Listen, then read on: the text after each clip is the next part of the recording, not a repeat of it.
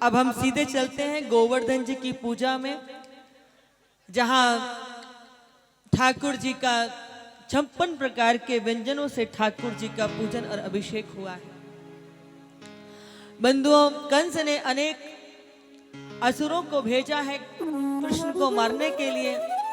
अघासुर, वकासुर, धेनुकासुर, प्रलंबासुर, अग्निसुर, अनेक अनेक असुर आए। भगवान ने देखते ही देखते खेल खेल में सबका उद्धार किया। भगवान ने किसी को मारा नहीं है। जितने भी असुर आए हैं भगवान ने खेल खेल में उन सबको तारा है। और तो और भगवान ने खेल खेल में गेंद से खेलते खेलते जान करके यमुना जी में गेंद को फेंक दिया और लीला करते करते उन्होंने कालिया नाग का भी उद्धार किया। इधर एक दिन मैया अपने घर के अंदर अनेक प्रकार के सुंदर स्वादिष्ट व्यंजन बना रही। कन्हैया बोले, मैया आज प्रातः काल से उठ के तू ये इतने प्रकार के व्यंजन कौन के लिए बना रही है? तो मैया ने बताया कि लाला, हमारे यहाँ बरसंते अनेक वर्षों से इंद्र की पूजा होए करे, तो आज वह इंद्र की पूजा को दिन है, तो वही के लिए अनेक प्रकार के भोजन व्यंजन बन रहे हैं। कन्हैया बोले, मैया इंद्र के लिए काय को बन रहे हैं? बोले, इंद्र जल को देवता है और इंद्र जब कृपा करे तो मेघ बरसे हैं, और मेघ बरसे हैं तो जहू और हरितिमा उत्पन्न हो गए, और हमारे गाय वह हरितिमा को पा करके, घास को तृण को पा करके पावे तब दूध मिले। तो बोले, मैया ऐसे तो तू फिर सारे देवताओं की पूजा कर, क्योंकि जल जो है वह के देवता है इंद्र, अग्नि के देवता है अग्निदेव, धन के देवता है कुबेर, वायु के देवता है पवन देव, तो खाली इंद्र देवता की पूजा क्यों है करें? ये तो सबको अपनो अपनो काम हते हैं, और जाको जो कार्य हते हैं, जाको जो सेवा मिली है वो अपनी सेवा करे। मैया बोले, देख लाला, मुंह पे तो इतनी बुद्धि ना है। मैया को याद आ गई कैसे ये गुड़िया के पीछे मक्खन के पीछे पड़ गो। तो बोले, याते कौन उलझेगो भैया, जाके तू अपने बाबा से बात कर। कन्हैया बाबा के पास गए, बोले, बाबा हमारे तो असली देवता गोवर्धन जी हैं, जिनकी तलहटी में जा करके हमारी गैया चढ़ती हैं, यमुना जी के जल से वो गैया हष्ट पुष्ट होती हैं, इसलिए हमारे तो देवता गोवर्धन जी हैं। बाबा बोले, देख लाला, आज तक हमने तेरी कोई बात नहीं टारी है, परंतु कहीं इंद्र कुपित हो गए और उन्होंने कछु रोष कर दियो तो तो को हमको वचन देना पड़ेगा कि तेरे देवता को हमारी रक्षा करनी पड़ेगी। कन्हैया बोले, बाबा ठीक है, मैं तुमको वचन दूं कि गोवर्धन महाराज आके तुम्हारी रक्षा करेंगे।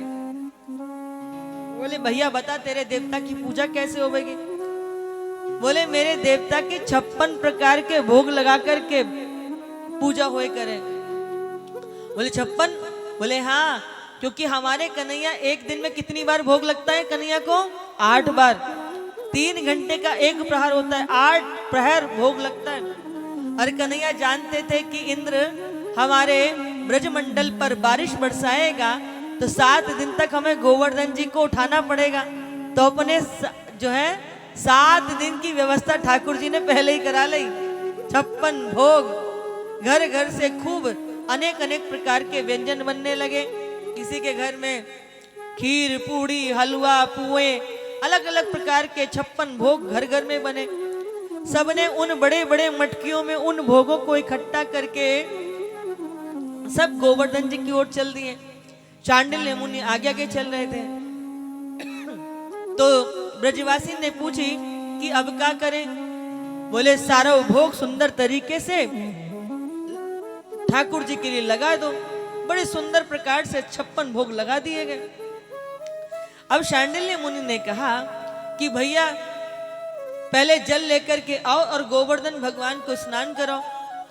तो सारे ब्रजवासी अपनी कमर पकड़ के बैठ गए। बोले, भैया ये कोई छोटे से शालिग्राम जी हैं, ठाकुर जी हैं, जो 1 लोटा जल में स्नान कर लेंगे? अरे इतना बड़ा स्वरूप है गुरुराज जी का, 7 कोस में, यानी कि 21 किलोमीटर में जिनका स्वरूप है, उनको हम कहां तक स्नान कराएंगे?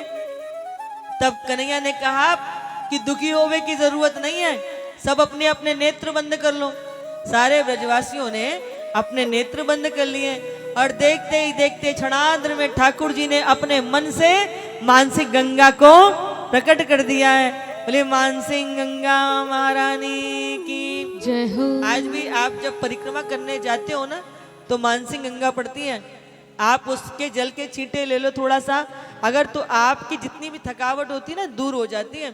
ये ठाकुर जी के मन से प्रकट हुई है, अनंत तीर्थों का जल इस मानसिक गंगा में है।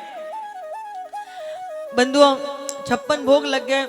अब नंद बाबा बोलने लगे भैया थाली में भोग लगा दिया, तुलसी दल डाल दी, घंटी बजा दी, ठाकुर का भोग लग गया, ऐसे बात नहीं बनेगी। तेरे ठाकुर को सम्मुख आकर के भोग पाना पड़ेगा। कन्हैया बोले मेरे ठाकुर जी ऐसे थोड़ी आ जाएंगे, पहले प्रेम से उनकी प्रार्थना करो, उनको पुकारो, भगवान तो भाव से आते हैं। और जैसे ही सबने निर्मल अंतःकरण से गोवर्धन भगवान को पुकारा है, बोले गोवर्धन भगवान की, जैसे ही सबने पुकारा तैसे ही मेरे प्रभु गोवर्धन महाराज सम्मुख प्रकट हो गए और चारों हाथों से प्रेम से भोग पाने लगे हैं। बंधुओं इधर ठाकुर जी ने प्रेम से भोग पाया तो उधर इंद्र को सूचना प्राप्त हुई कि नंद को लाला खुद ही पुजरो है और खुद ही पुजवारो है।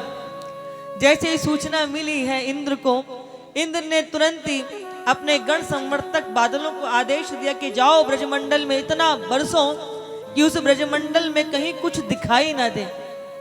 उमड़ घुमड़ करके बादल जो है मेघ ब्रज में पहुंच गए। इधर सब आनंद में थे, गोवर्धन महाराज की पूजा हो रही थी, हड़गड़ा करके मेघ बादल जो है बरसने लगे, भयंकर बारिश प्रारंभ हो गई। और बंधुओं सारे ब्रजवासी पुकारे में लगे कन्हैया देख हमने तो को बताई, तने नहीं मानी। अब इंद्र देवता कुपित हो गए, गरज गरज करके बादल खूब बरस रहे थे, सारे ब्रजवासी घबरावे लगे। कन्हैया बोले घबरावे की जरूरत ना है। और देखते ही देखते क्षणार्ध में कन्हैया ने कन की उंगली के नख पर गोवर्धन जी को धारण कर लिया है। बोले गिरवरधारी भगवान की जय हो। सारे ब्रजवासी अपने ग्वाल बाल बछड़े लेकर के गोवर्धन जी की तलहटी में आ गए। 7 दिन तक मेरे प्रभु ने अपने कन की उंगली पर गोवर्धन जी को धारण किया। इंद्र ने कहा जाकर के देख के आओ ब्रज डूबा कि नहीं डूबा। बोले महाराज वहां डूबने की बात चल रही, वहां तो धूल उड़ रही है, ये जल कहाँ चला गया। तो एक तरफ अगस्त ऋषि उस संपूर्ण जल को पी रहे थे, दूसरी तरफ भगवान का सुदर्शन घूम करके सारे जल को सुखा रहा था, और तीसरी तरफ हमारे शेषनाग कुंडलिनी मार करके बैठ गए थे। बोले महाराज वहां जल नहीं भरा, वहां तो सारी चारों ओर धूल उड़ रही है। इंद्र समझ गए कि कोई साधारण देवता नहीं है, ये वही सत्यव्रतम सत्य परम सत्यम सत्य से योनि निहितम च सत्य सत्य से मृत सत्य नेत्रम सत्यात्मकम त्वाम शरणम प्रपन्ने। ये तो वही सत्य स्वरूप भगवान है जिनको प्रकट करने के लिए हम स्वयं स्तुति करने के लिए गए थे। आज मुझसे बड़ा अपराध हो गया। इंद्र ने आकर के प्रभु की क्षमा याचना की है और गौ माता के दूध से उनका अभिषेक किया है, और आज से मेरे ठाकुर का एक और नाम गोपाल पड़ गया। बोले गोपाल भगवान की जय। गोवर्धनधारी भगवान की जय। आज के आनंद की जय।